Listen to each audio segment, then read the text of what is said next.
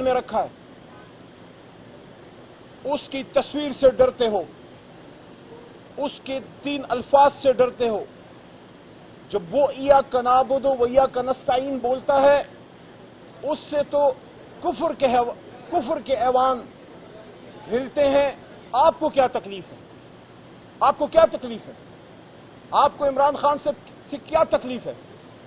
انصاف کی بات کرتا ہے اور اپنی زمین اغیار کے قبضے میں دینے کے خلاف کھڑا ہوا، یہ تکلیف ہے؟